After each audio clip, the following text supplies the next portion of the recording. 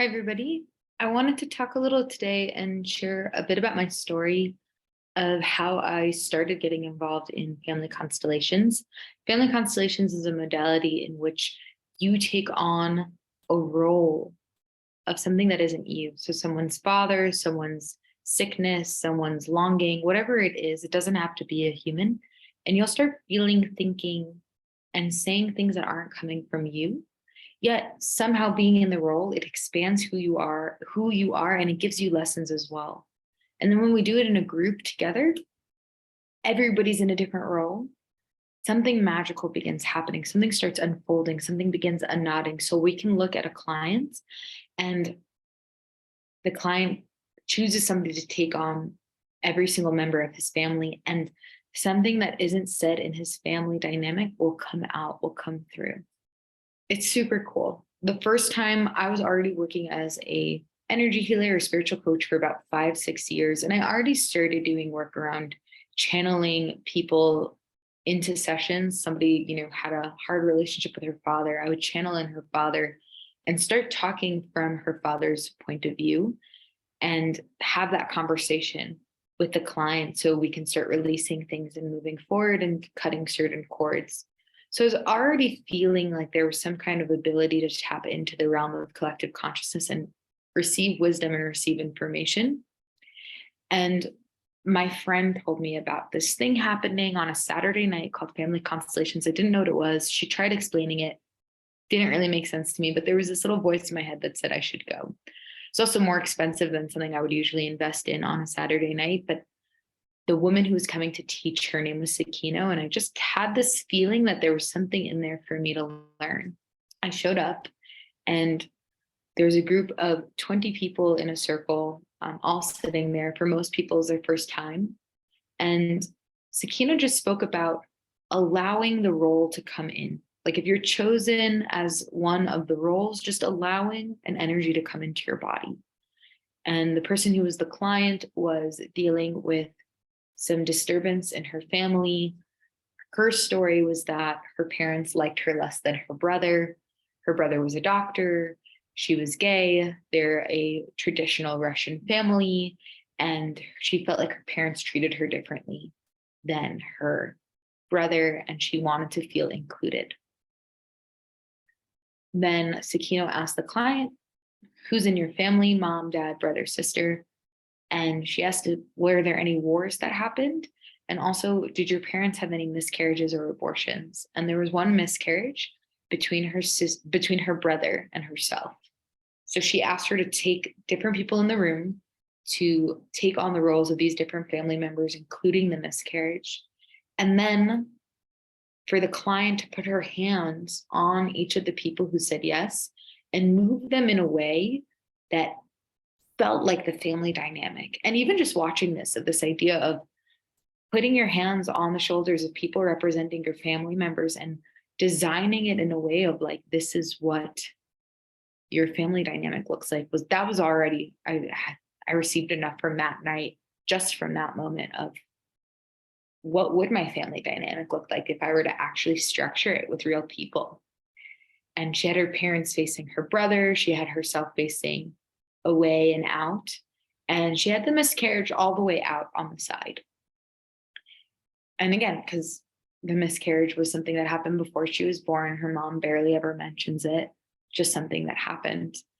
And she came and sat back down, and Sakino started allowing people to feel the roles. And she asked them, is this your correct spot, or do you want to move somewhere else?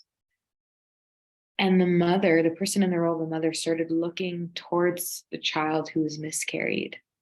And the child who was miscarried was looking away, but was sensing her mom and was trying to reach and find her mom. And I just watching this, I started crying. It brought up all of this pain that didn't feel like mine. Just all of this pain started coming up. And I realized I was also in a role, which now I know is the norm. If you're watching, something's coming into your body. And what I would say it was now was just the pain of the family or the unprocessed grief. And the client was in shock because the client said, like, we don't talk about this at all. This isn't a big deal. That's not why my parents and I don't get along. It's because of my sexual orientation. It's because of our tradition, et cetera, et cetera, et cetera. But you saw in the field that the mother was looking at the baby and crying, and she couldn't stop crying, and the baby wasn't able to come in.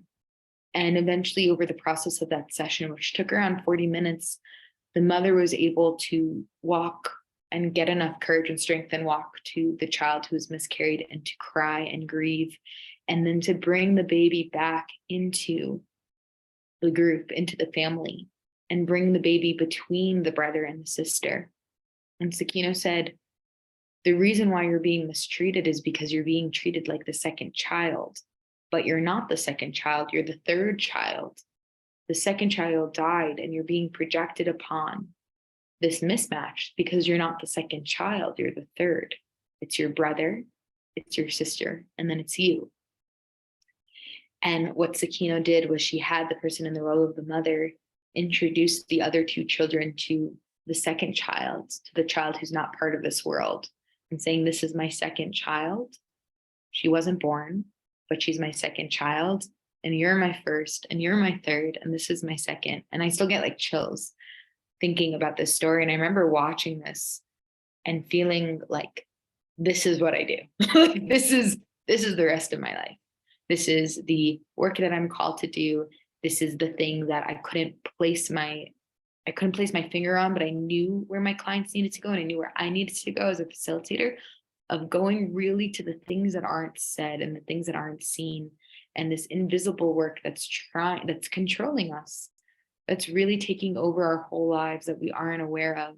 And when we bring the invisible to the visible, things can finally heal and resolve itself, and and the second things are spoken about that haven't been spoken about in so long, that we don't even think are big deals, but are actually controlling our lives. That's when we can move through it. And what the field does is the field tells you what those things are. The field shows and brings up the things that are missing, the things that are hurting us, that we wouldn't really attribute as our pain, because we like to attribute our pain to what's conscious. And what Family Constellations does is it shows us what's not conscious, yet holding us back. And we use the wisdom of the group and the wisdom of our psyches to bring it forward. So that's what Family Constellations is. That's how I got into it. And since then, I've probably done close to 800 or 900 sessions. And there's never one session that's the same. They're all beautiful. They're all painful. They're all layered, very multi-layered, and 100% magical. So if you're interested in a family constellation, feel free to PM me. I work with people in 3-month, 6-month, and 12-month containers, and really bringing the invisible to the light. Anyways, hope you're all having a great day and have a great week.